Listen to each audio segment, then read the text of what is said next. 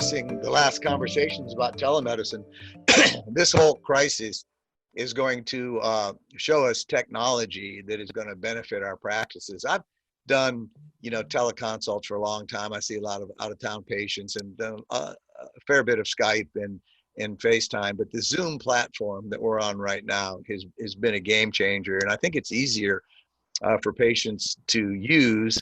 And, we have been using it a lot for follow-ups, consults, just people checking in and addressing Joel's situation. Yeah, there's some people that aren't too computer savvy and they're having a hard time with it. But what we've done to make it easier is put together really succinct instructions, and even about lighting and background and everything. And then I'll have my staff get the patient on before I actually come on. So that's done. But, there'll be a learning curve, but this is going to be usable. And I think that we're all going to see, probably everybody, we all see patients that we don't need to see. Do you really need to see that 1 week follow-up? Or if you do you need to see them, at 2 weeks? And so we're trimming a lot of fat right now. And I think a lot of this stuff is going to maintain as a standard of practice. The other thing that is kind of a challenge for us in our practice is that we do clinical research trials. And so it's been a tough question as to whether those are considered emergent or appropriate to see, because these are drugs that are in development and have, millions and millions of dollars worth of money behind them, and whether that is somebody that we should be seeing or not, and whether we can.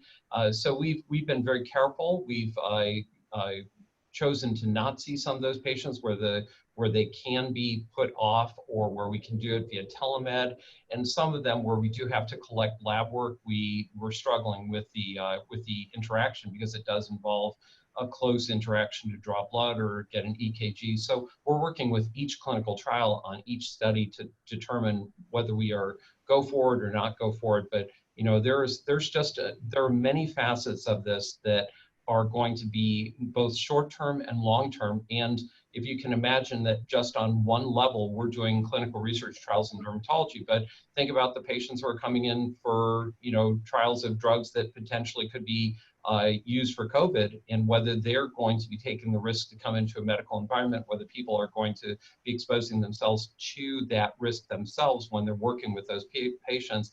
It's just a very, a mind-boggling dynamic right now.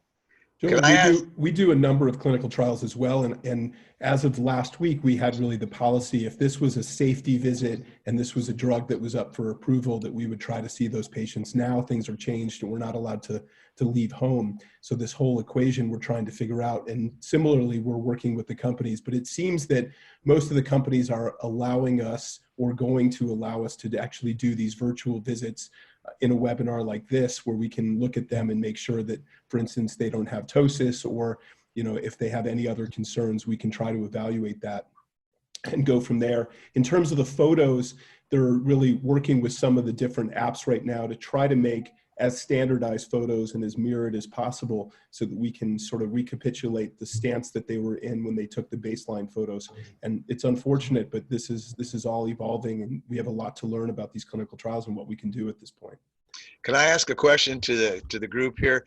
And that would be, how are each of you dealing with your patient basis? So today is the first day that we're closed, so I'm going to do an email blast to our entire patient base and let them know that that we're closed, because everything is elective, and let them know that they can communicate with me directly with the office. Let them know our proposed date of rescheduling and everything. And so I'm just going to do that with a generalized blast, and of course a blog and web page and Facebook and everything else. How are you all continuing to communicate with your patient base? So we sent out a note on last Thursday. We technically closed down as of last Wednesday night at 5 o'clock. And we sent a note last Thursday saying that we were closed other than 2 emergencies. We essentially rescheduled everybody's appointment that we could to telemedicine. And most people are reluctant to do visits if they don't know whether it will be paid. And telemedicine has been a big question for most of the payers. And the other question is whether they will be paid on a reasonable rate. So many people that would have been would have had a deductible that would have been $10,000 or whatever are not excited about paying whatever the cost of an office visit is at this time. So many of them are canceling out until they know where this shakes out. So it's been an interesting thing. I've sent notes to my patients twice. So I've sent 2 updates, one a week ago, Monday, one this past Monday. So about once a week, just to tell them what the state of the clinic, state of the practice, state of our lives are, and any advice that I might have for them. And they've been very, very well received, I have to tell you. And I think that people are looking for some direction at this time. So my advice to those doctors, whether you're cosmetic or non-cosmetic, is embrace this as a time to reach out to your patients. And even though you're not able to make them feel better with your surgical or medical skills, your skills as a physician and as a practitioner may be needed even more so now than ever before.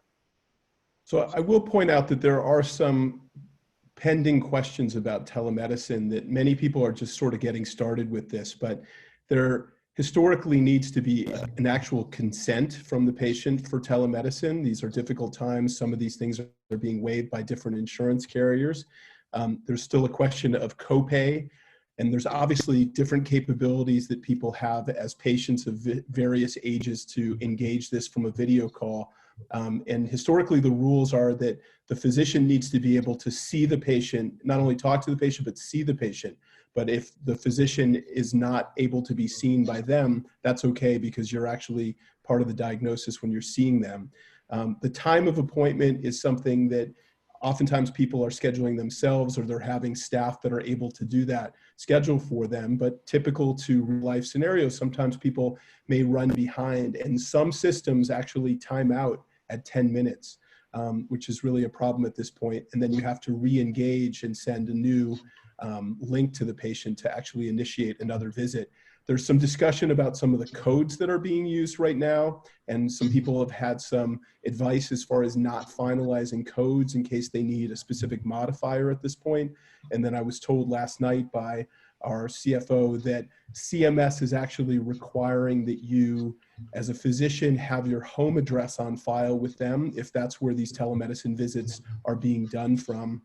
So that can actually get taken care of as well. It sounds like a lot of paperwork and a labyrinth of paperwork, but I think we're going to probably hear more from the American Academy of Dermatology and some of the other societies as far as streamlining this and making it easier. Do you guys have any other issues or experience that you've been hearing about this?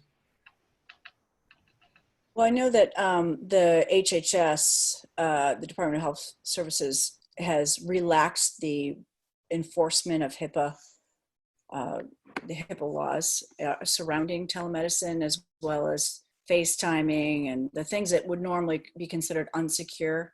They're saying, look, do what you've got to do to take care of your people. You know, obviously you'd want to be more stringent in a non-emergent situation just because you want to protect the patient's information. But those will go away. But I think being, primarily elective practice as well, I don't have to deal with the coding or the other issues. But I do think that this is a game changer, and that a lot more of what we do going forward, I think, is going to be done virtually, and including meetings where, we're all dealing with meetings that have to be canceled. And, I think in an ideal world, we would probably reach more people if we could do things virtually. And as both as practitioners as well as organizations putting on educational events, I think this is going to become a platform that people are very comfortable with.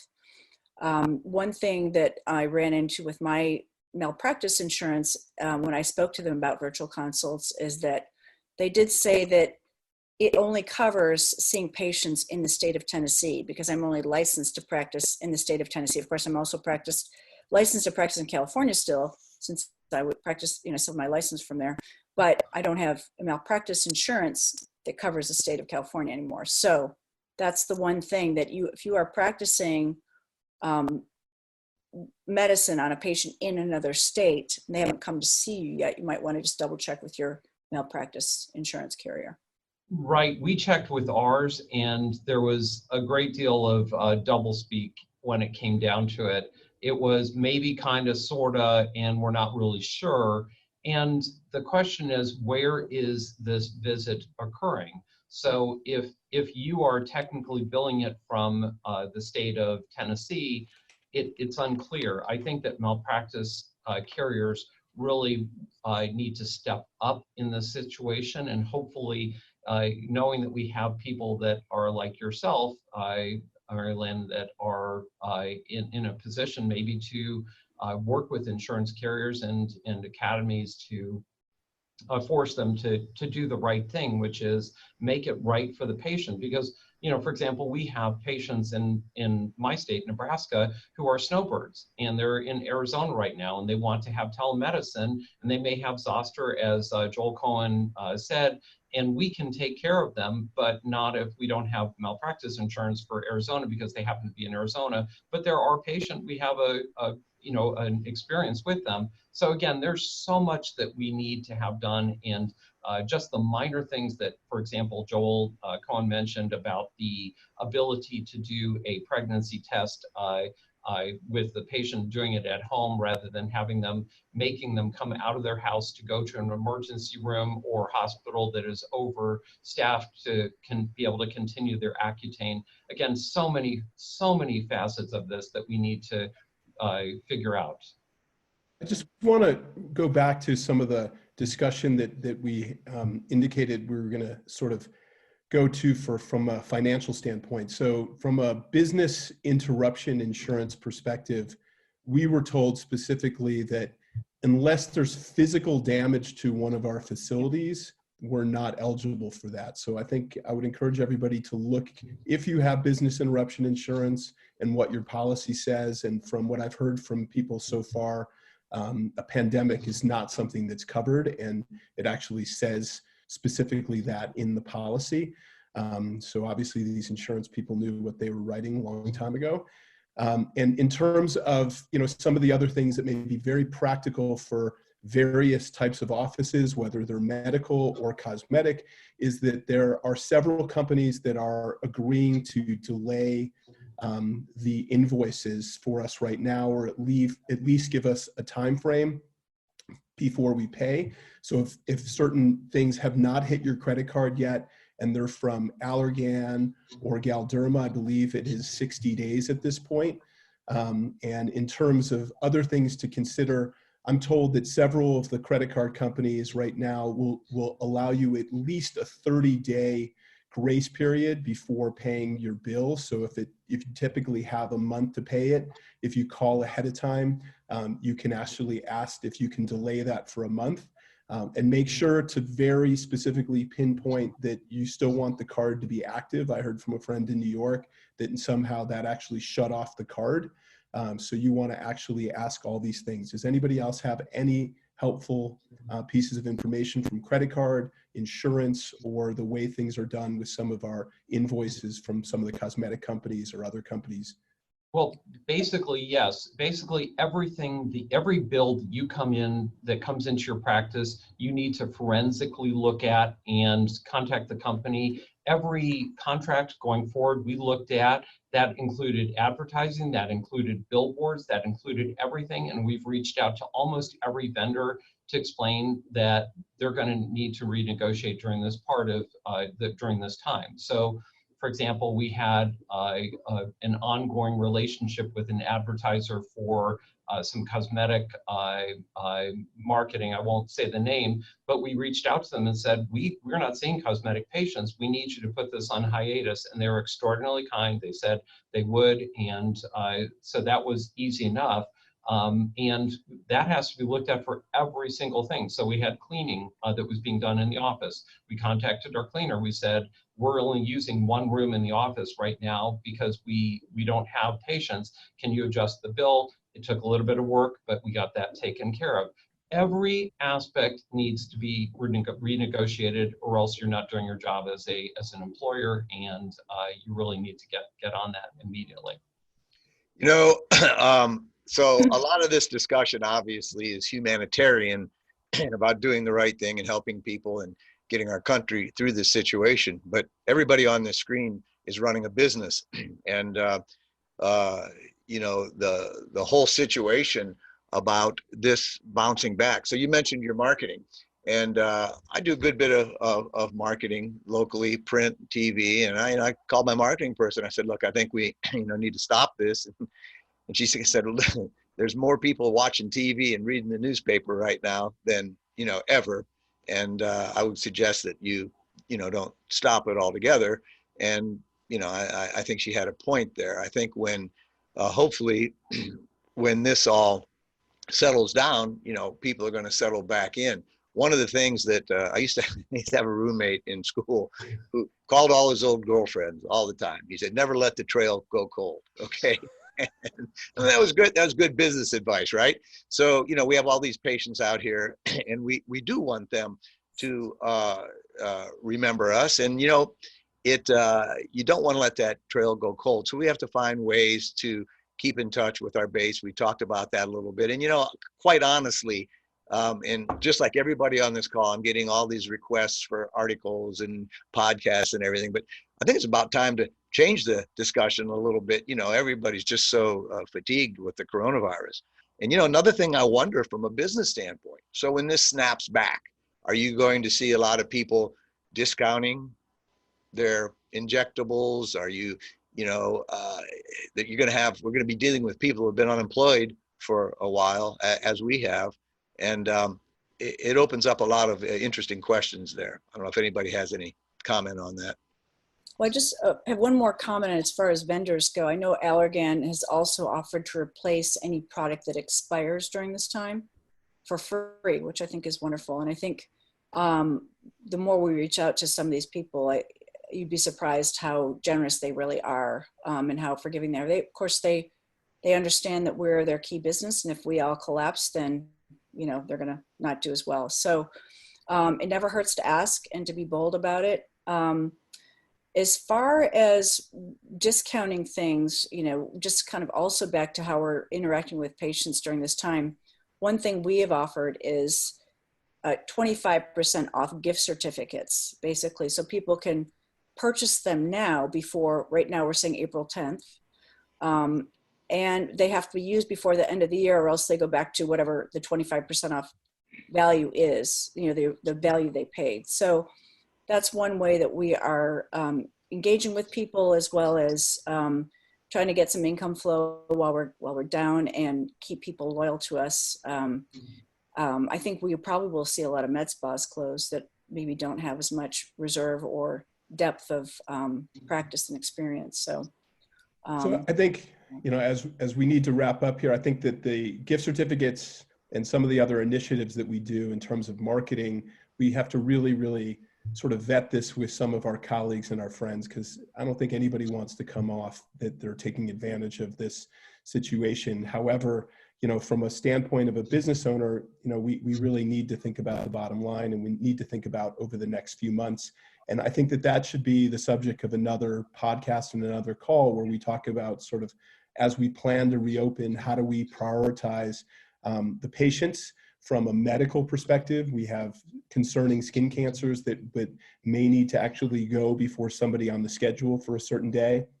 And as we prioritize some of the other things that we have on our radar from an aesthetic standpoint, somebody who may have blocked out, a couple weeks for me to do some heavy resurfacing on them and the healing process. And that was the one time frame that worked for them because they had their daughter's wedding coming up, 4 or 5 months later. I think there's a lot to talk about in terms of the way that we plan this. And I applaud Practical Dermatology for really putting this together as part one of an intended series to really help all of us out there who are business owners, who are on the front lines, seeing patients in general. And then I really, my hat, which I'm wearing now, goes off to all the people who are on the front lines and the first responders and in the emergency room. And we all have friends and colleagues from medical school and residency and everywhere that we work that are seeing these patients firsthand. And some subspecialties are actually being called to to help out as well. So I know that the entire Harvard Department of Dermatology was called to administer tests as physicians to administer tests at Mass General Hospital as well. So I think we're seeing this whole process sort of evolve. And I would say one last thing, which is, remember, this too shall pass. We are going to get past this. We're going to be probably stronger for it. And, the amount of work and effort that we put in right now will be incredible compared to the benefit. But down the road, I think it will yield some improvements. And keep in touch with your staff. Keep in touch with your friends. Let's pull together on this and be strengthened in our solidarity. Joel, I'm sure there's a big stack of journals on your desk behind you. You can catch up and read those. I'm working on a 3rd edition of my textbook. Mary, maybe I can get a subchapter out of you. We can, all of us are busy, and probably all of us, I lost a lot of money in plane tickets for upcoming meetings and situations like that. But we have to use this time to keep our personal and our professional life on keel and catch up for some things that we haven't been able to do. It's been a pleasure dealing with all of you today.